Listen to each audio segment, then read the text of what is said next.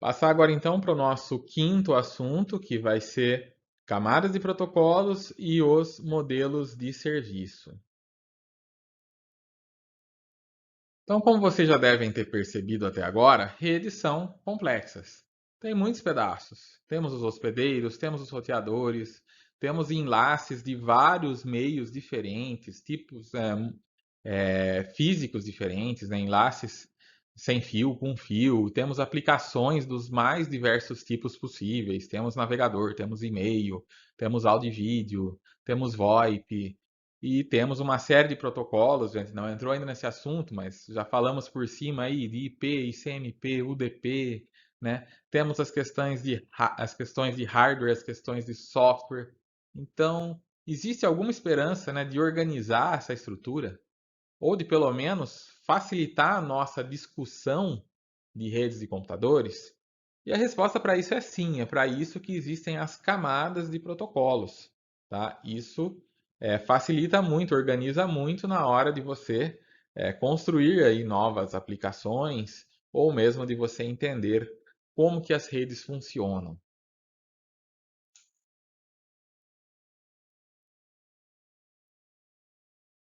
Então, a pilha de protocolos, ela pode ser, a gente pode fazer uma analogia dela com a organização de uma viagem aérea. Então, como que nós organizamos uma viagem aérea, né? Primeira coisa que você vai fazer é comprar a passagem. Então, você entra lá no site da companhia ou vai no balcão, enfim, compra lá a passagem para a viagem que você quer fazer. Aí no dia da viagem, você vai chegar no aeroporto com a sua bagagem e vai despachar a sua bagagem. Vai lá no, no balcão lá da companhia aérea e vai fazer o despacho da sua bagagem, vai fazer o check-in. E aí você vai se dirigir aos portões de embarque. E aí, estando lá nos portões de embarque, você vai aguardar o momento de embarcar. Depois disso, você estando já dentro da aeronave, a aeronave vai se dirigir até a pista e vai fazer a decolagem. Daí em diante, essa aeronave vai estar em rota, né? Ela vai seguir para o seu destino. Chegando no seu destino, ela vai descer novamente em uma pista, vai fazer o pouso. E aí você vai descer da aeronave e vai se dirigir aos portões de desembarque. Depois disso, você vai até a esteira de bagagens para retirar a sua bagagem. E por último, se tiver algum problema, você vai poder fazer uma reclamação, né? Por exemplo, quebraram a sua mala, algo que, né, as companhias aéreas gostam muito de fazer. Aí você vai ter que ir lá no balcão e fazer uma reclamação para ser reembolsado aí pela mala que foi quebrada eventualmente. Então vocês podem ver que existe, para cada passo aqui desse lado, tem um passo similar aqui do outro lado. Então, em redes de computadores também acontece isso. Você, para montar um pacote para ser transmitido, você segue uma sequência de passos, de camadas. São várias camadas aqui, até que esse pacote que você montou vai ser enviado pela rede, vai chegar do outro lado e vai passar também por uma série de passos até que a mensagem que foi enviada aqui chegue ao destino. Aqui você envia um passageiro e na rede de computadores você envia uma mensagem. E em ambos os casos você tem vários passos que são feitos dos dois lados, né, de maneira análoga. Pois bem, e se você precisar mudar algum procedimento na sua viagem aérea? Vamos supor que, né, como é feito o embarque, por exemplo. O embarque, hoje em dia, ele costuma ser feito, primeiramente, eles chamam as pessoas que estão na classe executiva, ou na primeira classe, se tiver, né? Então, essas pessoas pagaram mais e, né, tem lá o seu privilégio de embarcar primeiro. E elas embarcam e depois disso eles vão embarcar a classe econômica. A classe econômica normalmente é grande, é maior, então eles não chamam todo mundo de uma vez só para não, né, ficar fila, tumulto e tal.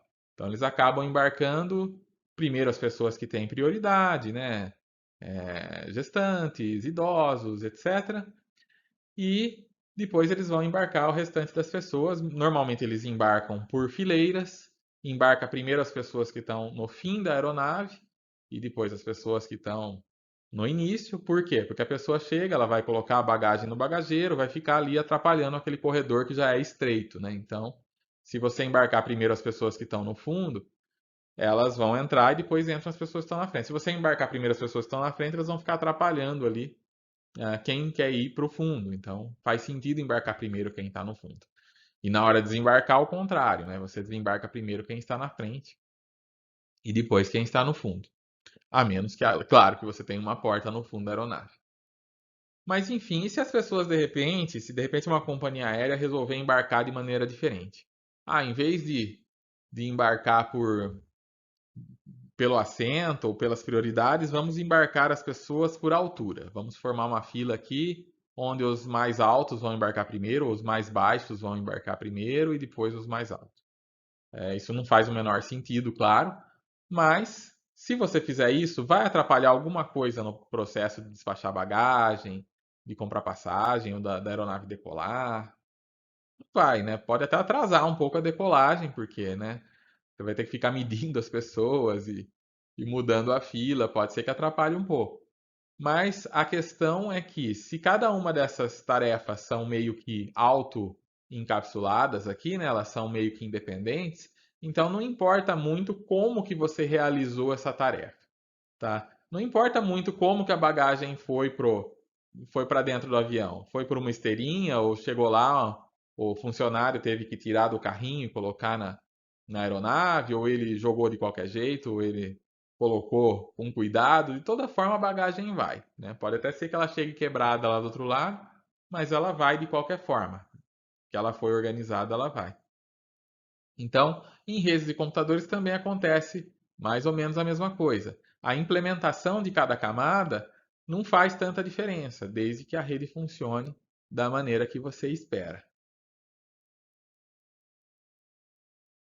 Então, a gente pode dispor as camadas de funcionalidades da viagem de uma maneira que fique similar, né? Que você tenha o que você tem de um lado, você vai ter algo relacionado do outro lado. Então, a questão da passagem, comprar ou reclamar de algum problema, a questão da bagagem, verificar, fazer o despacho ou retirar, os portões, embarcar ou desembarcar, a pista, decolar, pousar e a rota da aeronave, tá? Então, aqui tudo isso aqui é feito no aeroporto de partida, tudo isso aqui é feito no aeroporto de chegada. E a rota é feita pelo Centro de Controle de Tráfego Aéreo, que são os intermediários aí, tá? Então, notem a similaridade com redes. Hospedeiro de origem, hospedeiro de destino, roteadores do caminho, tá? Então, a função de cada camada é implementar um serviço por meio das suas próprias ações internas. E você conta só com os serviços fornecidos pela camada de baixo. Então, como eu falei, a implementação não tem muita importância. Você quer embarcar as pessoas de uma maneira diferente? Não vai fazer tanta diferença. O importante é que você consiga botar todo mundo dentro da aeronave, ainda que você mude a ordem em que as pessoas vão entrar. Só que antes disso, é claro, as pessoas têm que ter chegado no portão de embarque. Então, é essencial que a etapa anterior tenha sido completada corretamente. Então, você pode pensar na camada como implementando um serviço que está disponível para as outras camadas, né? Então, você tem essa interface ali que precisa ocorrer. E por que então que nós devemos usar camadas, né? Tem algum motivo para isso? A ideia é que quando você lida com um sistema complexo, ah, você tendo uma estrutura explícita, isso permite identificar a relação entre as partes mais complexas do sistema, tá? Então é para isso que existem, por exemplo, os modelos de referência de camadas que servem para discussão, tá? Então tem inclusive modelos como o modelo ISO-OSI, que ele não é mais usado na prática. Tá? Os equipamentos que usariam o modelo ISO-OSI já deixaram de ser feitos há muito tempo. Mas o modelo em si ainda é usado até hoje. Você ainda encontra sobre esse modelo em livros de redes de computadores, porque você pode aplicá-lo em outras pilhas de protocolo. Tá? É um modelo de referência, então ele facilita o estudo. Além disso, a modularização ela facilita a manutenção e atualização do sistema. Vocês que já cursaram aí disciplinas de engenharia de software, por exemplo, vocês já aprenderam que para fazer um software facilita muito se você divide ele de maneira adequada. Seja um software com funções, onde cada função ali vai ser específica para alguma coisa, né? Se você está fazendo um programa usando, mesmo sem orientação a objetos, você está usando lá um programa funcional, você vai colocar as funções, cada uma, fazendo uma determinada tarefa. Isso fica mais fácil de entender o seu programa se você fizer um código inteiro dentro, né? Abre lá o main, faz tudo lá dentro. Dá para fazer assim? Funciona? Funciona, mas fica difícil de entender, né? Então, o que a gente faz? A gente cria várias funçõezinhas para facilitar a nossa tarefa. Com orientação a objetos também. Você divide lá os seus sistemas em diferentes classes e aí você vai, dentro de cada classe, colocar o que é relacionado com aquela classe, os métodos daquela classe. Por que a gente faz tudo isso? Né? Para ficar mais fácil de você entender o seu sistema, de você modularizar, fazer a manutenção depois. Então, se você precisa acrescentar uma nova funcionalidade, você sabe exatamente quais as classes ou quais as funções, quais os métodos que você tem que mexer. Então, da mesma forma, né, você trabalhar com camadas em redes de computadores facilita muito as coisas. Então, justamente por trabalhar com camadas, que quando eu vou fazer uma aplicação nova na internet, vou criar lá uma nova aplicação. Né? Então, alguém, por exemplo, um dia alguém criou o FTP, criou a web, criou o e-mail, e isso funciona, isso na época era feito com rede com fio, mas isso hoje funciona em rede sem fio. Alguém precisou adaptar alguma coisa para a web passar a funcionar em rede sem fio? Não precisou. Por quê? Porque essa camada que é com fio, sem fio, é a camada de enlace. E ela funcionando bem encapsulada e fornecendo o serviço dela para as camadas superiores, a camada de rede, de transporte e a camada de aplicação, a aplicação não precisa se preocupar em o que o enlace está fazendo lá embaixo. Então, quando eu estou desenvolvendo uma nova aplicação, não preciso pensar, será que meu usuário vai estar usando um Wi-Fi ou uma fibra ótica? Eu não preciso pensar nisso, porque as camadas já fazem esse papel para mim. Eu só preciso me preocupar ali com a camada que eu estou trabalhando. Dali para baixo é problema da implementação das demais camadas, né? Fica transparente para mim. Então, uma mudança na implementação de um serviço de uma camada inferior não altera o restante das camadas. Então, outro exemplo, o protocolo TCP, que a gente usa no dia a dia. Ele foi criado lá nos anos 80. De lá para cá, ele melhorou bastante com relação a controle de congestionamento e tudo mais. Mas, novamente, as aplicações que usam o TCP não precisam se preocupar com isso. Ele, ele faz o serviço lá e pronto. A aplicação só usa o serviço dele. O protocolo IP está mudando agora de IP para IPv6. Isso traz algumas mudanças, mas não são tão drásticas assim do ponto de vista lá da aplicação. Não importa tanto se você está usando IP ou IPv6. O importante é que as mensagens passem de um lado para outro. Então, isso só é possível porque a gente trabalha com camadas. Imagina se cada nova aplicação você tivesse que se preocupar com todas as funcionalidades, né? Então, por isso que eu falei, como aquele exemplo lá que eu já falei do embarque, né? Você mudar alguma coisa no embarque, mudar alguma coisa no despacho de bagagem, não afeta o resto do sistema, tá? Essa é a ideia. Bom, existem casos onde o uso de camadas pode ser considerado prejudicial? Sim, isso pode acontecer. Alguns pesquisadores criticam o uso indiscriminado de camadas, tá? Então, o modelo ISO-OSI, por exemplo, um dos motivos pelo qual ele não deu certo na prática era porque ele tinha algumas camadas sobrecarregadas e outras mais esvaziadas, né? Tinham lá camadas que não tinham tanta funcionalidade e então ele acabou, né, ficando tendo serviço duplicado, coisa que era feita em duas camadas diferentes, a mesma coisa sendo feita, tipo verificação de erro e tal. Então, às vezes acontece esse problema. Então, duplicação de serviço, vou dar um exemplo aqui que em alguns casos pode ser considerado como redundância ou não. Então, verificação de erro é algo que pode ser feito na camada de enlace e pode ser feito na camada de transporte. É redundante? Então, há controvérsias com relação a isso. Há quem ache que, se já está sendo feito numa camada, para que fazer em outra?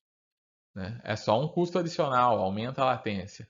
Por outro lado, é interessante você fazer essa verificação, porque se você verifica na camada de enlace, que é uma camada baixa, e encontra um erro, Por exemplo, um erro de uma transmissão Wi-Fi, se você percebe ele entre lá o seu celular e o roteador da sua casa e puder corrigir ali, você não precisa ter que retransmitir um pacote dali até o site que de repente está em outro país que você está acessando.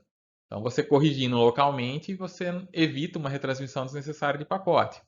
Por outro lado, você também é interessante você ter essa verificação lá na camada de transporte, porque um erro que foi introduzido por um roteador, por exemplo, não apareceria na verificação de erros da camada de enlace. Então, em alguns casos, convém duplicar serviços, mas em outros pode ser redundante e aí isso atrapalha. Então, o uso de camadas pode ser prejudicial em alguns casos. Também tem esse caso das informações necessárias que estão disponíveis só em outra camada.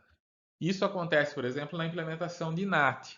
Vamos falar, claro, com mais detalhes disso lá para frente, mas só para adiantar, né? NAT é um serviço que a gente utiliza, que está presente na maioria dos nossos roteadores, principalmente roteadores domésticos, que permitem que você tenha internet em vários dispositivos. O provedor te dá um único endereço IP e aí o roteador ele te dá endereços IPs locais para cada um dos seus equipamentos e ele fica fazendo a conversão do endereço local para o endereço de rede, para o endereço único de internet que você tem, porque o provedor só dá um, né, no caso do IPv4, né, não do IPv6. E aí esse serviço fica fazendo a transição, ele fica fazendo a tradução do endereço local para o endereço de internet e quando volta uma resposta do endereço de internet para o endereço local. Para poder identificar para quem que é essa resposta, ele verifica o número da porta. O número da porta que é algo que está no cabeçalho da camada de transporte, que é uma camada mais alta. Só que roteadores, tipicamente, eles não deveriam ter que mexer com camada de transporte. Eles deveriam mexer só com a camada de rede, de enlace física, que são as camadas mais baixas. Quando ele mexe com a camada de transporte, ele está, né, violando aí esse uso das camadas. Ele está acessando um dado numa camada que ele não deveria estar acessando. Número de porta é algo que deveria interessar só para os hospedeiros, não é algo que o núcleo da rede deveria ter que se preocupar. O número da porta serve essencialmente para que quando um pacote chega numa máquina, aquela máquina saiba se aquele pacote deve ser entregue para o programa de e-mail ou para o navegador, por exemplo. Dependendo da porta, ele sabe, né, qual que é o programa que abriu essa porta. Ah, é o daemon de e-mail? Então vou entregar para o daemon de e-mail. Ah, é o Apache, o servidor web, então vou entregar para o Apache. Então, essa informação de porta não deveria ser acessada por roteadores. E ela acaba sendo usada pelos roteadores para poder fazer a tradução do NAT. Por quê? Porque o NAT, né, quando criaram a internet, ninguém, né, não se imaginava que ia acabar os endereços IP um dia, ia ter essa escassez de endereço IP e as pessoas iam precisar ficar fazendo tradução. Então, nesse caso, a camada, né, o uso do NAT viola o uso de camadas. E isso pode ser considerado ruim. Quão ruim? Para vocês que já fizeram as disciplinas de engenharia de software, é a mesma coisa aqui. Para mudar lá uma propriedade de um objeto, em vez de eu chamar o método dele, eu vou lá e acesso direto a propriedade, o atributo dele. Tá? Eu coloco o atributo como público e mudo ele manualmente lá de dentro do meu programa em vez de usar um método. Isso não é legal de se fazer, né? Isso viola o encapsulamento.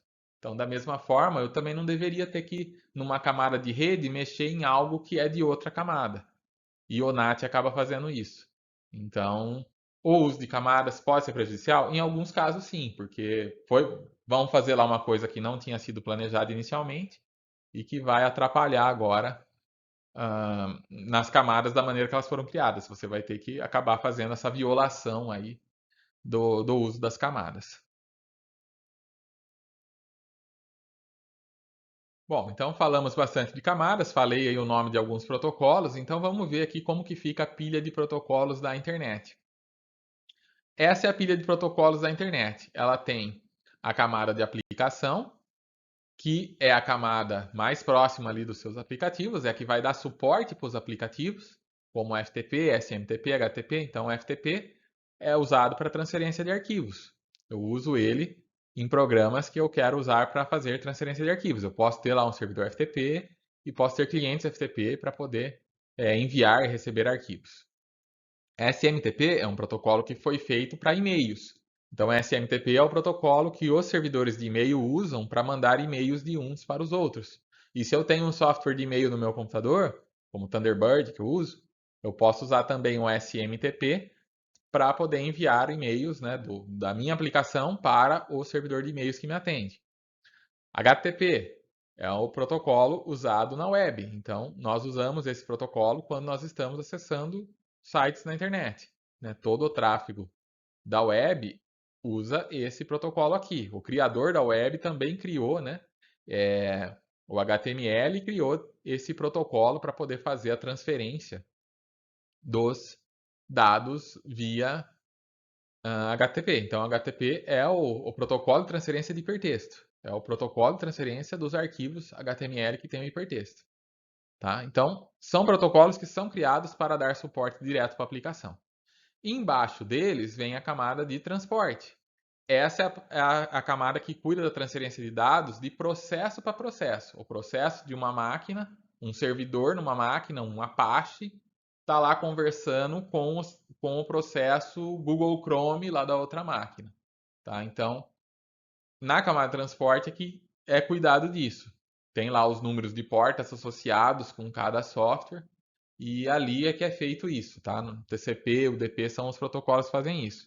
Então, o TCP que já cuida de retransmissão em caso de erro, se um pacote é perdido, o TCP cuida de retransmitir. Se um pacote é corrompido, é o TCP que vai verificar, esse pacote está corrompido, tem que ser retransmitido, tá? E chegou fora de ordem, esse pacote aqui deveria estar antes desse outro pacote. Ele põe em ordem antes de entregar aqui para a aplicação. Então, tudo isso é função da camada de transporte. E tem também o UDP, que tem, né, não tem os serviços do TCP, mas ele pode ser usado quando você quer cuidar dessa parte aqui na aplicação, ou você quer uma forma de acesso. Você tem uma aplicação que de repente não tem muita importância perder pacote, tipo transmissão de áudio ao vivo.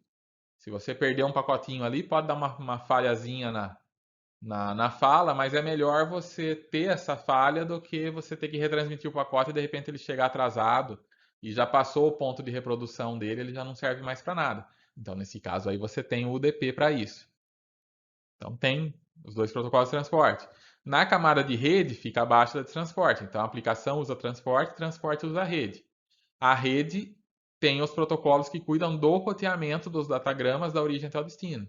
Então, esses dois aqui só roda nos hospedeiros, não roda no núcleo da rede. A camada de rede já roda no núcleo da rede. É ela que cuida do protocolo IP, né? O protocolo IP é um protocolo de rede. Então, é aqui que vai estar o roteamento dos datagramas, né, da origem até o destino. Os protocolos de roteamento, tudo está aqui na camada de rede. A camada de rede, por sua vez, faz uso da camada de enlace. A camada de enlace é a que cuida da transferência de dados entre elementos de redes que são vizinhos. Tá? Entre ali o seu computador e o switch, entre o switch e o roteador, entre o roteador e o próximo roteador. Então, na camada de enlace aqui estão os protocolos como o Ethernet, né, das redes locais que nós usamos, o 802.11, que é o Wi-Fi, é um protocolo de enlace, o PPP, que é o que nós usamos em conexões como a DSL para poder fazer a conexão, enfim. Esse tipo de, de conexão entre elementos vizinhos são feitos pela camada de enlace. Então, a aplicação usa transporte, transporte da rede, rede usa enlace. E por último, a gente tem a camada física. Né? Por último, não, né? Lá embaixo, né? No nível mais baixo, primeiro ou último, dependendo do ponto de vista, você tem a camada física, que é a que vai cuidar de como os bits são representados no fio. Tá? Então, eu tenho um cabo de cobre, como que eu vou representar um bit 1 e um bit 0 nesse cabo de cobre? Então, eu posso dizer que mais 5 volts vai ser o bit 1, e menos 5 vai ser o bit 0, ou 1, 2 volts vai ser o bit 0. Né? Então, isso é um problema da camada física. Como que eu vou representar os bits no fio? Eu vou representar mais do que um bit de uma vez só, então vou ter 4 níveis de tensão. O nível 5 vai dizer que é 00, o nível 7 vai dizer que é 01, tá? Estou dando exemplos totalmente abstratos aqui, camada física. Nós não vamos estudar tão a fundo, mas é ela que vai cuidar então dessa representação dos bits no fio, de como eles vão ser representados e tudo mais.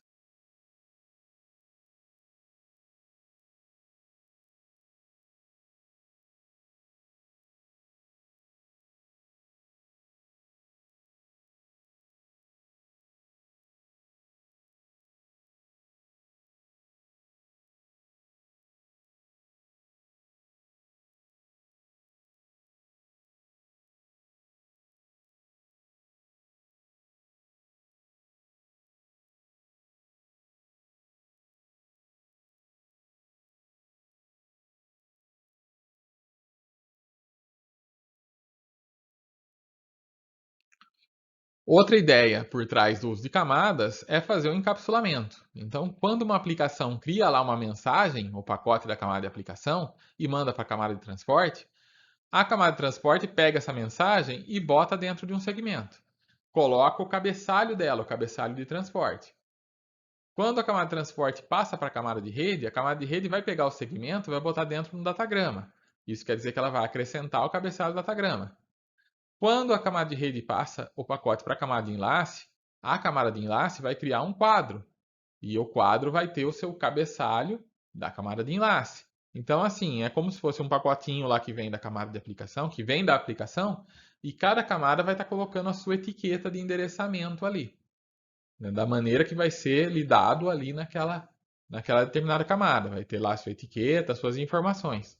Mas nunca se abre o que a outra camada, né, ou pelo menos não se deveria abrir, né, exceto nos casos lá como o Donati que eu falei, você não mexe nas informações da camada que está acima. É como se você pegasse ali as caixinhas e fosse botando dentro de uma outra caixinha maior para ir encapsulando isso. E aí você envia e chegando, por exemplo, num roteador intermediário, ele vai fazer o quê? Ele vai tirar aqui o cabeçalho da camada de enlace, vai verificar o da de rede e vai, né, mudar o que ele tiver que mudar na camada de rede e colocar um outro cabeçalho de enlace, né? Esse que estava endereçado para cá. Aí esse precisa endereçar para cá. Então ele troca o cabeçalho de enlace, mas os outros, ele não mexeu na camada de transporte, ele não mexeu na mensagem. A mensagem segue intacta até aqui. Chegando no destino, cada camada vai tirar o seu cabeçalho. Então, a camada de enlace vai olhar ali o cabeçalho dela e vai entregar para a camada de rede. A de rede vai ver, a partir do cabeçalho dela, ela vai descobrir qual que é o protocolo de transporte que vai receber, se é o TCP ou se é o DP. O protocolo de transporte vai olhar ali no cabeçalho de transporte e vai ver qual que é o número da porta, para poder saber qual que é a aplicação que deve receber. Aí ele tira o cabeçalho de transporte e entrega a mensagem para a aplicação. A camada de aplicação pega essa mensagem e entrega para a aplicação que está sendo usada. Então, tudo isso, né, foi encapsulado da origem ao destino. Cada protocolo cuidou de colocar ali o seu cabeçalho, as suas informações. E aqui nós temos então o modelo de referência ISO-OSI. É um modelo que foi criado pela ISO lá nos anos 70. E os criadores desse modelo provavelmente não estavam pensando propriamente em internet quando eles os criaram, mas sim na interconexão de redes de maneira geral, né? Então era um momento em que existiam várias redes diferentes e estavam se buscando formas de conectar essas redes, e se não tivesse um padrão ia acabar, né, virando uma bagunça, porque essas redes não conseguiriam conversar entre si, diferentes redes com protocolos diferentes não conseguiriam conversar entre si. Então eles propuseram esse modelo com 7 camadas. Esse modelo acabou, por vários motivos, não vingando assim comercialmente. Tá? Então, equipamentos que implementavam, protocolos que implementavam essa camada, acabaram não vingando muito por uma série de fatores, inclusive pelo fato de que a internet, né, já estava, as redes precursoras da internet já tinham ali um modelo que estava funcionando razoavelmente bem, apesar de não ser talvez tão elaborado. Então acabou que esse modelo ele não é usado na prática, mas o modelo de referência em si, pela sua importância lá no ensino, desde no ensino de redes lá desde o início, ele é muito mencionado até hoje. Então dificilmente você acha aí um livro de redes que não fale bastante, que não fale pelo menos um pouco, né, desse assunto. E você pode pegar pilhas e protocolos, várias outras pilhas, e tentar encaixar aqui, né? A própria pilha da internet, ela se encaixa aqui de certa forma, né? A camada de internet, na verdade, inicialmente ela nem fazia essa distinção assim, entre enlace e física, né? Hoje que a gente considera que ela tem essa distinção. E a camada de rede e transporte nós também temos na internet e a aplicação também. O que tem de novo aqui no ISO-OSI, né? O que tem aqui que na internet não tem é a camada de apresentação e sessão. O que essas camadas fazem, né? Qual que era a ideia com essas camadas? A camada de apresentação era uma camada para interpretar o significado dos dados. Então, por exemplo, você poderia na camada de apresentação fazer criptografia de dados, compressão de dados, tá? Então, essa camada, não a de aplicação, a aplicação mandaria os dados para a camada de apresentação e a de apresentação, por exemplo, cuidaria de criptografar esses dados para que eles não pudessem ser facilmente acessados por outras pessoas. A camada de sessão cuidaria de sincronização. Então, você está transmitindo lá um determinado arquivo, fazendo uma conexão, transmitindo dados. A camada de sessão ficaria responsável por criar alguns checkpoints e, em caso de falha, ela poderia voltar e transmitir esses dados que ficaram faltando, por exemplo, recuperação de dados. Então, na internet, não tem essas camadas. Isso quer dizer que você não pode usar isso na internet? Você não pode usar compressão de dados, criptografia na internet? Você pode, mas você precisa implementar em outro lugar, né? Como não tem essas camadas, você acaba tendo que implementar aqui, na aplicação. Vamos, exemplo, a web. Então, o protocolo HTTP é da camada de aplicação. No momento em que se viu que seria necessário, né, a partir do momento que comércio eletrônico, bancos estão usando web, convém criptografar essas conexões web. E aí surge o protocolo HTTPS. O que é o HTTPS? É um HTTP que usa uma camada SSL, uma camada TLS, uma camada de criptografia. Onde que está essa camada? Como não existe camada de apresentação, ela está implementada na própria camada de... Não tem a camada de apresentação, ela tá implementada na camada de aplicação. Tá? Então, é como se tivesse uma subcamadinha aqui da aplicação, onde o HTTP usa o SSL, ou TLS, e aí o TLS se comunica aqui com o transporte. Tá? Então, quando é necessário, dá para fazer, mas acaba tendo que ser feito aqui na aplicação. Seria melhor se a internet tivesse uma camada de apresentação bem definida, né? Digamos, o SSL tivesse claramente como uma camada de apresentação que pudesse ser usado por outros, né? Então, hoje ele tem uma API de SSL que você usa no seu software para implementar essa criptografia, né? Quando você precisa. Seria melhor se tivesse uma camada de apresentação? Isso aí há controvérsias, né? Tem gente que pode dizer que sim, se fosse mais bem definido seria melhor. Outros podem dizer que não, essas camadas iam ficar meio esvaziadas, não é toda aplicação que vai precisar disso, né? Então, a aplicação que precisa vai e implementa. Controle de sessão, por exemplo, a própria aplicação pode fazer. Então, há uma certa controvérsia. Alguns vão achar que isso aqui não existe na internet porque não foi necessário, ninguém achou necessário, então não tem, porque a internet foi um modelo meio ad hoc, né? Foi um modelo que foi. ah, você já tinha a internet, né? A internet não foi assim construir um modelo e construir a internet em cima, né? A internet já existia e alguém foi lá e fez uma engenharia reversa, né?